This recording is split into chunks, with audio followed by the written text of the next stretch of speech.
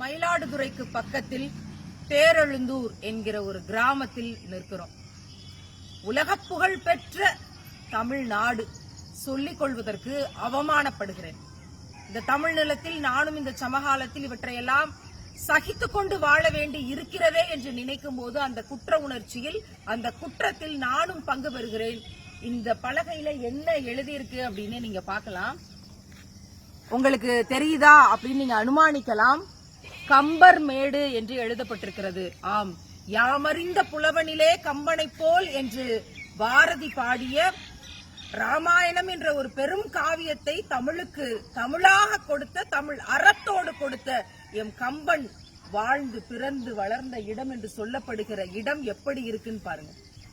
எப்படி இருக்குன்னு பாருங்க. முள் புதரு, ஆடு மாடு கழிவுகள், சாராய பாக்கெட்டுகள், குப்பை கூளங்கள், மழைநீர் தேங்கி கிடக்கிற இடமாக எம் கம்பனுடைய இடம் இன்னைக்கு கிடக்கு.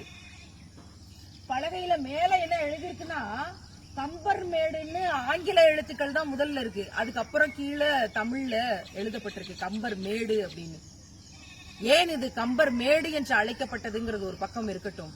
1985 தொல்லியல் துறை வந்து இங்க இருந்து அவர் பயன்படுத்தின மட்பாண்டங்கள், அவர் பயன்படுத்தின பொருட்களை எல்லாம் அகழ்ந்து எடுத்து கொண்டு போய் இன்னும் ஆய்வு செய்து கொண்டிருக்கிறார்கள். எத்தனை ஆண்டுகளாக?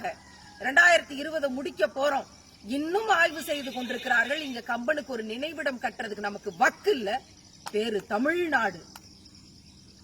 எப்படி இந்த நிலம் பிழைக்கும்னு நம்ம நினைக்கிறோம்? அவர் ராமனை பாடினாரா? ராமனை சுற்றி என்ன காவியத்தை பாடினார்? வால்மீகியிலிருந்து என்ன எடுத்தார்? அதெல்லாம் இங்க பொருள் இல்ல. தமிழை படைத்தார்.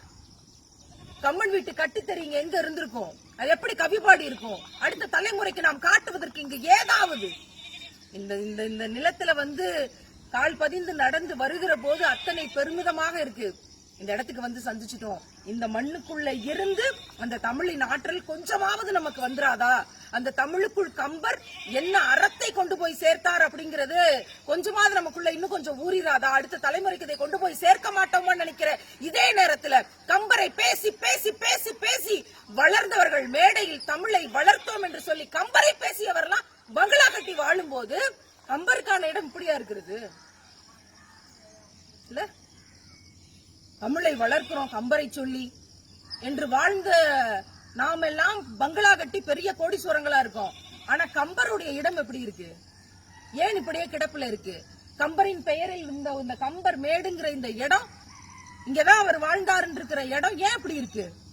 மிகுந்த ஆதங்கத்தோடு இந்த செய்தியை நாம் பதிவு செய்கிறோம். இதற்கான முன்னெடுப்பை இன்றிலிருந்து தொடங்கணும்னு நினைக்கிறேன்.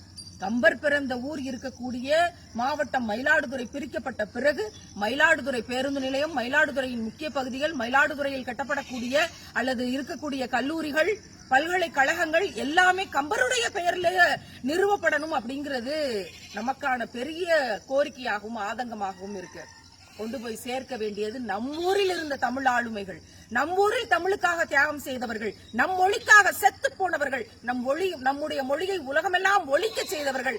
இவர்களை காப்பாற்றாம, இவங்க இடத்தை கட்டி காப்பாற்றாம, அதை அடுத்த தலைமுறைக்கு காட்சிப்படுத்தாம இனி தமிழை காப்பாற்றுவது என்பதெல்லாம் பெரிய சவால். அதற்கு முன்னால் கம்பரின் மேட்டில் இருந்து உறுதிமொழி ஏற்கிறோம். கம்பர் மேடு இன்னும் சில காலங்களில் விரைவாக இது ஒரு கம்பரினுடைய நினைவிடமாக கட்டி எழுப்பப்பட வேண்டும். அதற்கான முயற்சியை இணைந்து முன்னெடுப்போம். இந்த செய்தியை அடுத்த தலைமுறைக்கு கொண்டு போய் சேர்ப்போம். கம்பரினுடைய தமிழை பேசுகிற யாவரும் கம்பர் மேட்டையும் இனி பேசட்டும். தமிழ் வெல்லட்டும். புரட்சி ஓங்கட்டும்.